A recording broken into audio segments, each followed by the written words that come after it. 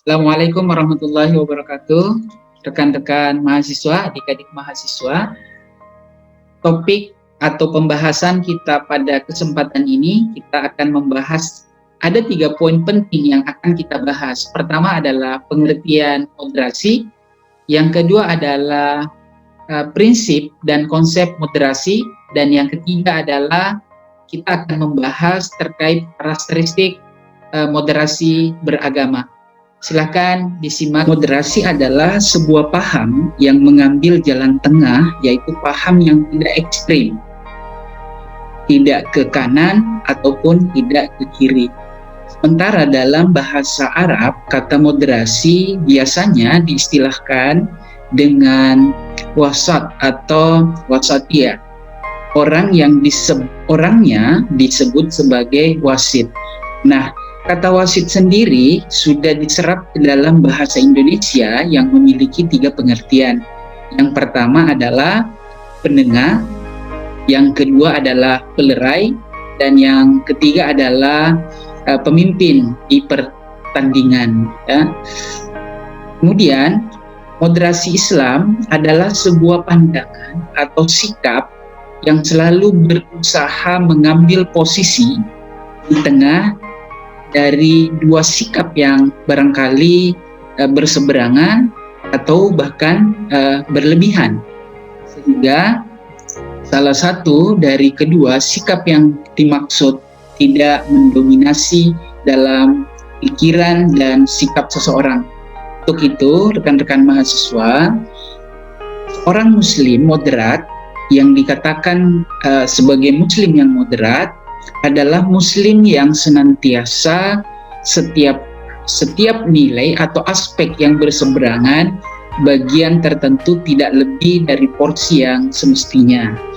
Nah, dalam kaitan hal tersebut, almarhum Kiai Haji Abdurrahman Wahid telah merumuskan bahwa moderasi harus senantiasa mendorong upaya untuk mewujudkan keadilan sosial dalam agama yang dikenal dengan istilah al-maslahah al-ammah. Ya, bagaimanapun hal ini harus dijadikan sebagai fondasi kebijakan, karena dengan cara yang demikian kita betul-betul mampu menerjemahkan esensi agama dalam ruang publik. Dan setiap pemimpin mempunyai tanggung jawab moral yang tinggi untuk menerjemahkannya dalam kehidupan yang nyata yang benar-benar dirasakan oleh masyarakat. Yang selanjutnya lagi kita akan membahas terkait prinsip-prinsip moderasi di dalam Islam. Menurut pandangan ulama, salah satunya adalah Yusuf Al-Qaradawi, ya, Syekh Yusuf Al-Qaradawi, umat Islam seharusnya mengambil jalan tengah, yakni moderasi.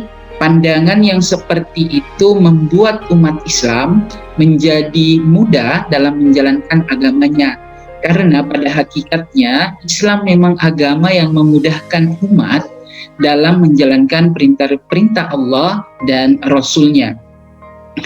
Yang pertama yang ditawarkan oleh Syekh Yusuf Qaradawi pertama adalah keadilan. Yang kedua yang ditawarkan adalah keseimbangan. Ya, keseimbangan. Kemudian yang selanjutnya lagi adalah keseimbangan yang dimaksud di sini, ya, bentuk keseimbangan dalam Islam bisa diklasifikasi dalam berbagai ragam pranata, bisa diklasifikasi dalam berbagai ragam pranata kehidupan beragama, yang diantaranya adalah keseimbangan teologi, yang kedua adalah keseimbangan ritual keagamaan, yang ketiga keseimbangan moralitas dan budi pekerti, yang keempat adalah keseimbangan proses tasyri' atau pembentukan hukum, dan yang selanjutnya lagi adalah yang ketiga, moderasi dalam bidang politik. Ini adalah peran seorang ketua. Kemudian yang ketiga adalah beberapa karakteristik. Tentu kita ketahui bahwa pasti akan ada faktor internal dan faktor eksternal. Kita akan lihat pertama adalah faktor internal yang dihadapi umat Islam saat ini. Selain keterbelakangan dalam berbagai sisi, umat Islam juga terkotak menjadi beberapa golongan yang berbeda dalam pemahaman keagamaan. Pertama, rekan-rekan sekalian, kecenderungan sebagian kalangan umat Islam yang bersifat ekstrim dan ketat dalam memahami agama Islam, serta hukum-hukumnya yang mencoba memaksakan cara tersebut di tengah-tengah masyarakat Muslim, bahkan dalam beberapa hal dengan menggunakan kekerasan. Kemudian yang kedua, kecenderungan lain yang juga ekstrim dengan bersikap longgar dalam beragama dan tunduk pada perilaku serta pemikiran negatif yang berasal dari budaya dan peradaban lain. Hal ini disebabkan sebagian umat Islam yang barangkali keliru memahami beberapa aspek ajaran Islam, yang tentu akibatnya akan melahirkan tindakan-tindakan yang bertentangan dengan Islam.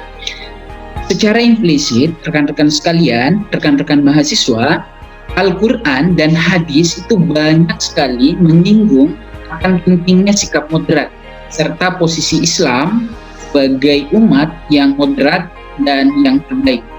Moderasi adalah sesungguhnya nilai inti dari ajaran agama Islam itu sendiri. Bahkan karakteristik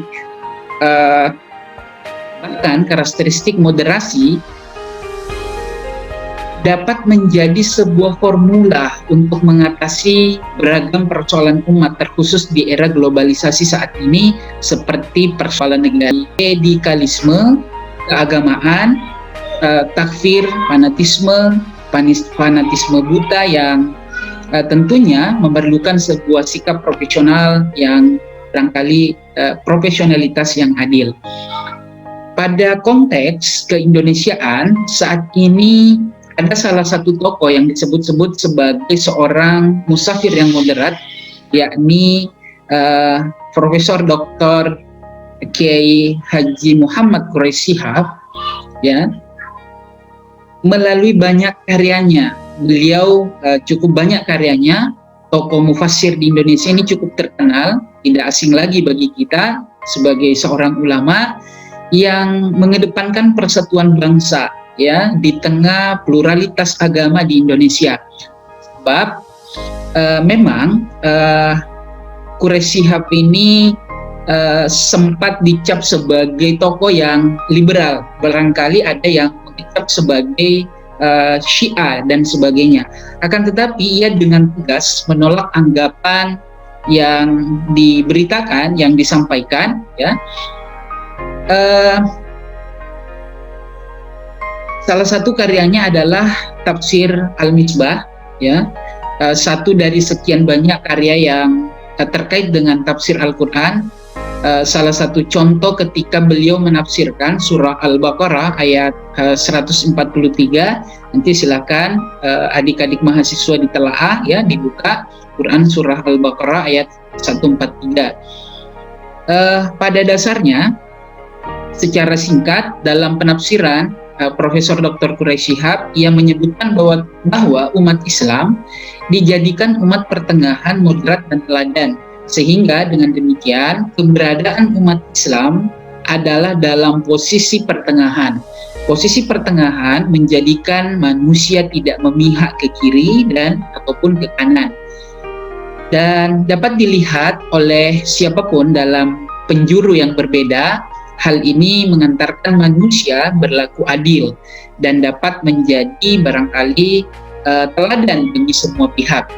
Kemudian adik-adik, rekan-rekan mahasiswa, selanjutnya disebutkan bahwa umat Islam akan menjadi saksi atas perbuatan manusia, di mana ungkapan litakunu merupakan fil mudhari, kata kerja masa datang, masa yang akan datang.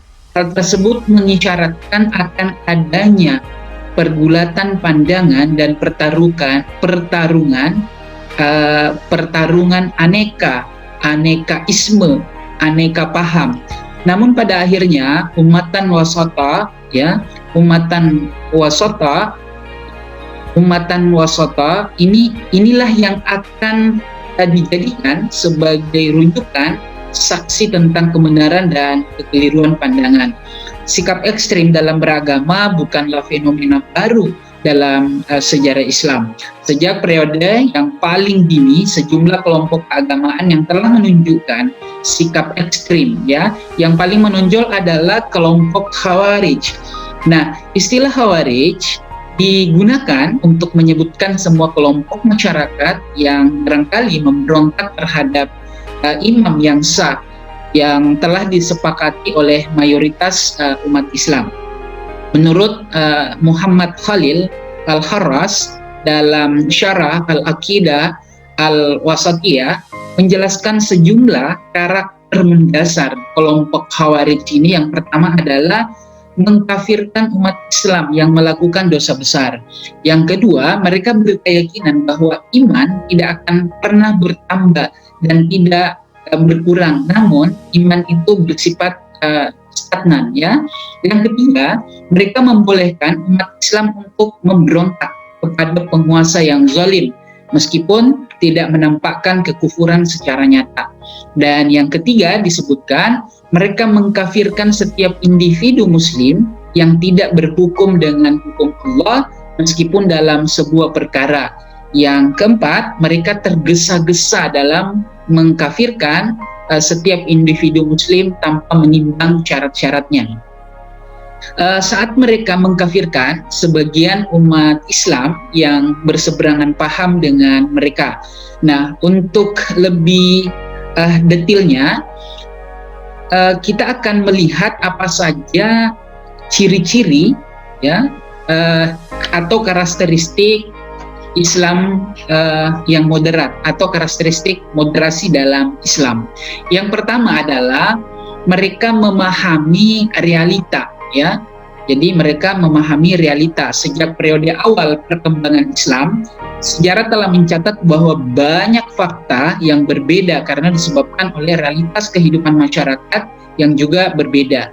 Nah, di era modern banyak dijumpai karena realitas kehidupan masyarakat yang berbeda, maka akan melahirkan sebuah fakta yang tentunya juga akan berbeda.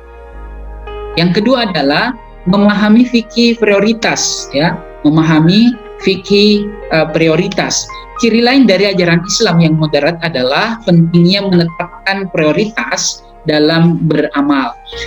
Dengan mengetahui tindakan prioritas amal, maka seseorang muslim akan dapat memilih mana yang paling penting di antara yang penting dan yang lebih utama di antara yang biasa dan mana yang wajib di antara yang sunnah. Kemudian yang ketiga adalah menghindari fanatisme yang berlebihan. Nah, untuk menghindari fanatisme yang berlebihan, maka kerukunan hidup antara pemeluk agama yang berbeda dalam masyarakat yang sifatnya plural harus diperjuangkan dengan catatan tidak mengorbankan akidah. Dan yang keempat, mengedepankan prinsip kemudahan dalam beragama. Yang perlu dicatat bahwa kemudahan tersebut hendaknya mengikuti kaidah-kaidah dalam agama yang telah ditetapkan oleh para ulama, yang diantaranya adalah pertama, benar-benar ada uzur yang membolehkannya dalam mengambil sebuah keringanan atau rukhsah. Yang berikutnya lagi adalah ada dalil syar'i yang membolehkan untuk mengambil sebuah keringanan. Dan yang ketiga adalah mencukupkan ada kebutuhan saja, tidak melampaui batas dari garis yang telah ditetapkan oleh dalil. Jadi kita tidak boleh sembarangan, ya, membuat keringanan, kemudahan dalam beragama, akan tetapi ada beberapa syarat-syarat yang barangkali harus diperhatikan. Kemudian yang selanjutnya lagi, yang kelima adalah memahami teks keagamaan secara komprehensif, secara global, ya, secara utuh. Nah, dengan memahami ayat-ayat Al-Quran secara komprehensif, maka akan menghasilkan pengertian yang lengkap dan utuh. Pada gilirannya dapat memperlihatkan ajaran Islam yang begitu moderat.